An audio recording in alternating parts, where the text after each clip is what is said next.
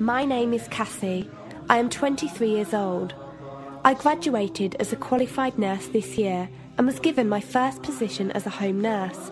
My patient was an English gentleman in his early 80s who suffered from Alzheimer's.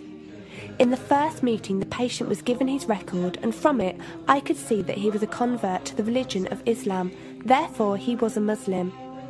I knew from this that I would need to take into account some modes of treatment that may go against his faith, and therefore try to adapt my care to meet his needs. I bought in some halal meat to cook for him and ensured that there was no pork or alcohol in the premises, as I did some research which showed me that these were forbidden in Islam. My patient was in a very advanced stage of his condition, so many of my colleagues could not understand why I was going through so much effort for him. But I understood that a person who commits to a faith deserves that commitment to be respected, even if they are not in a position to understand.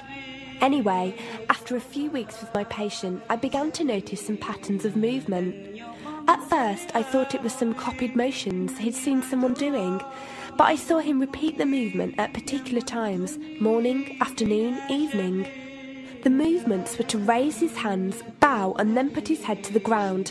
I could not understand it. He was also repeating sentences in another language. I couldn't figure out what language it was, as his speech was slurred, but I know the same verses were repeated daily. Also, there was something strange. He didn't allow me to feed him with my left hand. Somehow I knew this linked to his religion, but didn't know how. One of my colleagues told me about Pal Talk as a place for debates and discussions. As I did not know any Muslims except for my patient, I thought it would be good to speak to someone live and ask questions. I went on the Islam section and entered the room True Message. Here I asked questions regarding the repeated movements and was told that these were the actions of prayer. I did not really believe it until someone posted a link on the Islamic prayer on YouTube. I was shocked. A man who has lost all memory of his children, of his occupation, and could barely eat and drink, was able to remember not only actions of prayer, but verses that were in another language. This was nothing short of incredible, and I knew that this man was devout in his faith, which made me want to learn more in order to care for him the best I could. I came into the Pal Talk room as often as I could, and was given a link to read the translation of the Quran and listen to it. The chapter of the bee gave me chills, and I repeated it several times a day. I saved a recording of the Quran on my iPod and gave it to my patient to listen to. He was smiling and crying, and in reading the translation I could see why.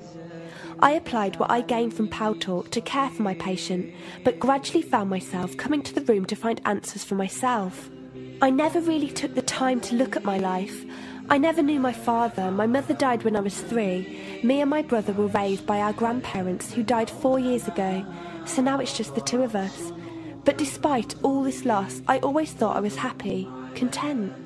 It was only after spending time with my patient that I felt like I was missing something. I was missing that sense of peace and tranquility my patient, even through suffering, felt. I wanted that sense of belonging and a part of something that he felt, even with no one around him. I was given a list of mosques in my area by a lady on Pal Talk and went down to visit one. I watched the prayer and could not hold back my tears. I felt drawn to the mosque every day, and the imam and his wife would give me books and tapes to welcome any questions I had. Every question I asked at the mosque and on Pal Talk was answered with such clarity and depth that could do nothing but accept them. I have never practiced a faith, but always believed that there was a God. I just did not know how to worship him. One evening I came onto Pal Talk, and one of the speakers on the mic addressed me. He asked me if I have any questions. I said no. He asked if I was happy with the answers I was given. I said yes. He then asked what was stopping me accepting Islam. I could not answer. I went to the mosque to watch the dawn prayer. The imam asked me the same question. I could not answer. I then went to tend to my patient. I was feeding him, and as I looked into his eyes, I just realised he was brought to me for a reason, and the only thing stopping me from accepting was fear. Not fear in the sense of something bad, but fear of accepting something good and thinking that I was not worthy like this man. That afternoon I went to the mosque and asked the imam if I could say my declaration of faith, the Shahada.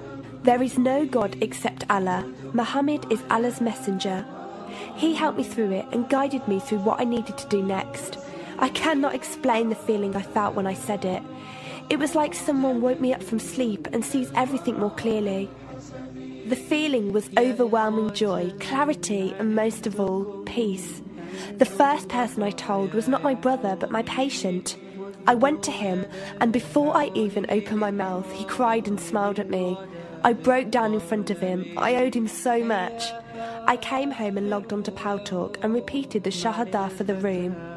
They all helped me so much, and even though I had never seen a single one of them, they felt closer to me than my own brother. I did eventually call my brother to tell him, and although he wasn't happy, he supported me and said he would be there. I couldn't ask for any more. After my first week as a Muslim, my patient passed away in his sleep while I was caring for him. Inna lillahi wa inna ilaihi raji'un. He died a peaceful death, and I was the only person with him. He was like the father I never had, and he was my doorway to Islam. From the day of my Shahada to this very day, and for every day for as long as I live, I will pray that Allah shows mercy on him and grant him every good deed I perform in the tenfold. I loved him for the sake of Allah, and I pray each night to become an atom's weight of the Muslim he was.